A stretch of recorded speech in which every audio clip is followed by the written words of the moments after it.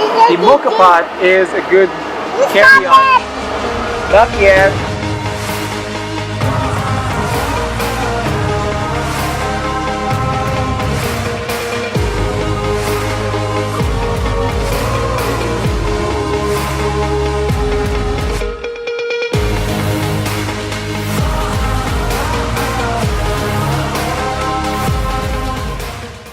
Good morning! Welcome to another episode of this mini-series where I show you how to make coffee using different manual brewing methods. Now in this episode, I'm going to use the classic Moka Pot. Now the Moka Pot is made in Italy, or was invented in Italy, and it's one of the first cases, or one of the first espresso makers. Espresso, basically you make coffee relatively fast. Now this one is stove top. Basically you put it on top of a stove and then you brew coffee. Now that's why I brought a portable stove with me. The thing is, this whole assembly will make your coffee already. You put the water in here, the coffee in here, and then you put it on top of a stove, and then your coffee will be brewed. Now how is that? Well, let us disassemble the equipment first. So basically, there's a top portion and a bottom portion. So this is the bottom portion, and it comprises of the funnel, which is where you put the coffee grounds, and then the water will pass through that, although in reverse. And this is where you put the water. It's the heating vessel. So it will come in contact with the heating source like fire, and the water will boil, turn into steam, and the steam will pressurize that chamber basically, but thanks to the valve at the side, the pressure will be controlled. And then, due to the pressure of this created by the steam, the water will come up through the funnel, and then through the coffee bed, and then through the filter, which is already part of the top portion of this Moka Pot. Now the filter plate is secured by the gasket, as you can see, rubber gasket here in this case. And then the coffee solution will come through or flow through the small column, and the small column has a hole or two holes on top, and that's where the coffee solution will come out, and then it will be collected in the coffee collector. Yeah, this top portion. And that's the coffee basically after brewing with the Moka Pot. Now in this episode, I'm just curious basically about what is the brew ratio. So what we're going to do, I bought a weighing scale here, is to weigh the water that's needed for this size of the Moka Pot, and then we'll also weigh how much coffee will be used. Okay? Now, as you can see, this is a portable gas stove which you can use when you're hiking, like spending overnight or whatever, like you're camping or hiking. And I think, I tried it already actually, the Moka Pot is a good carry-on brewing equipment or brewing apparatus for your coffee when you are outdoors hiking or mountaineering. Let's feed our curiosity now by weighing the water. So this has been tiered already. Now I'm gonna put water in there.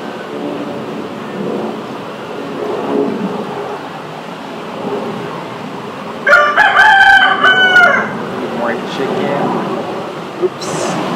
So about that, almost 2 cups worth of water. I'm gonna make use of the bottom of the grinder first. Okay, put here, and then I put my whole bean here. That approximates basically the amount of ground coffee to be put here. You know, it feels like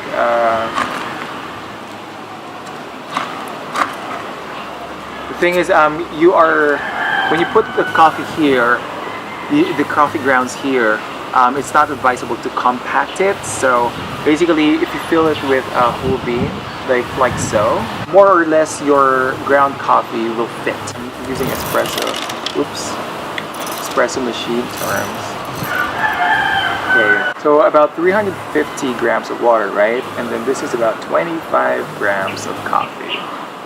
So that's a bit more than the brew ratio of 10 gram to 180 gram of water. Let us start grinding the coffee.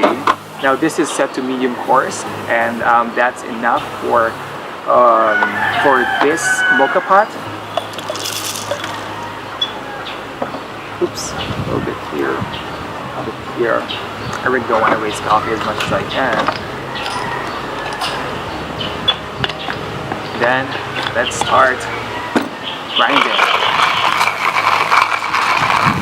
So let me put this now.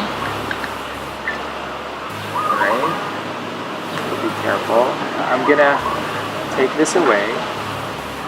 Then our coffee grounds here. Remember, don't compact it. So I'm just gonna try to spread.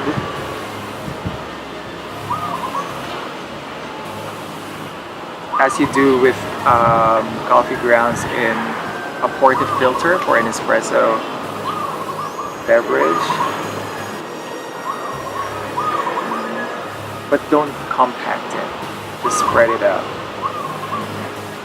Well, it makes sense as to why you should not compact it. The water might find it hard to go through the coffee. If you have like a bed of coffee and it's on the way of the water, there's like a pressure drop. You know, that's imposed there because there's resistance, right, for the flow of water. Now if you compact this, then that pressure drop will be greater, and I don't know what's gonna happen. I haven't tried it. I don't want to try it because I don't want to destroy this or make anything explode, but whatever. So, okay, I'm gonna close this now. I'm gonna close it now. Close it? You want to close it? Spin it like this? Spin it. Okay, so I have another... Nothing yet. We have to turn this on. Now I mentioned that this is great for camping. Okay, you have to stay away, alright? And have a distance because, yes, we will light it. We'll light the fire, okay? Don't go near this. Okay. Okay, as I mentioned, you open. can do this. Come on. Oh.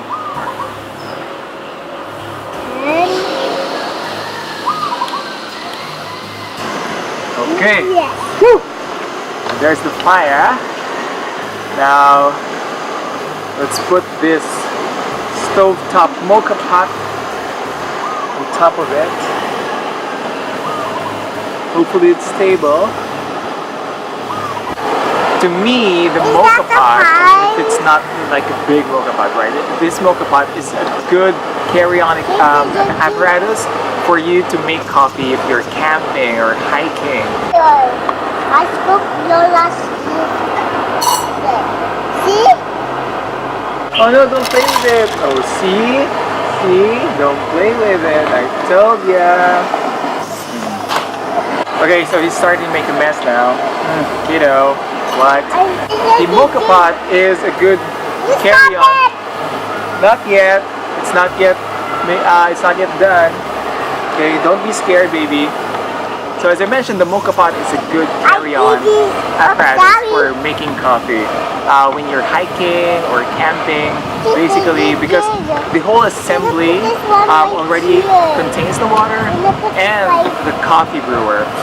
You don't have to bring separately a kettle for your water to be boiled, and then a separate manual brewing equipment.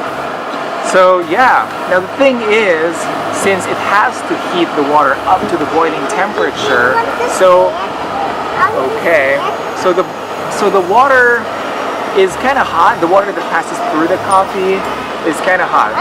Starting to boil. We take a quick look at it. Oh, there. Now we turn it off now.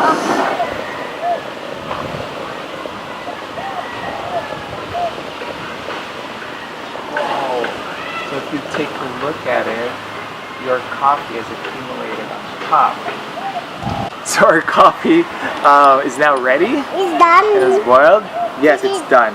Now this is really hot. No, what I was saying is, the thing is, if you I put my dad's coffee. okay, it's up to you now. Don't mix it up. Okay, go play with this. Okay. So it's good for camping. If you have like, you know, your camping cups, right? Like this cup, for example, it has a carabiner attached to it, you know, to clip it to your bag or whatever, like hang when you're when you're hiking, or if you have a tumbler with a cap that can serve as a cup. Mix it.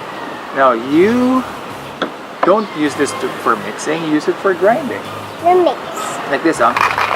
Yes. See, I'm wasting coffee now just for this little boy's satisfaction. But anyway, going back. Okay, you try it. Okay, I'm gonna say something.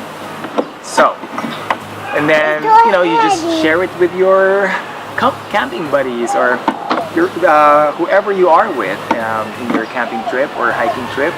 If you are in a higher elevation, so the atmospheric pressure there is lower, thus the boiling temperature of water is lower, then the temperature of the water that will brew your coffee is probably within the range, definitely not 100 degrees Celsius. It's a few degrees or several degrees below 100 degrees Celsius. So that temperature is great. So this one would actually taste better if I'm in the mountains. But anyway, I'm gonna enjoy it. Oops. Careful. Still. Or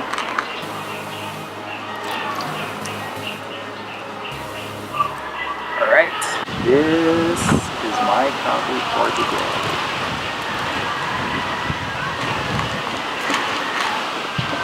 I can't choose which. Good morning. Good morning.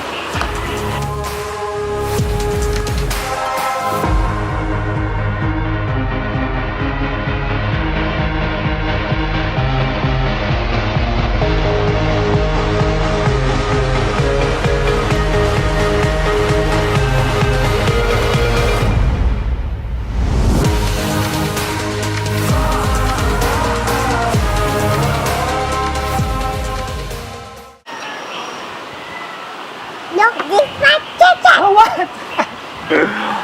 Okay, so there you go. The flavors, like the fruity or floral flavors that are evident in the previous brewing that I did are not as evident or not detectable in this particular drink, because again the water temperature is kind of high for brewing. It's more like a nutty taste only, and less floral, and it's less fruity.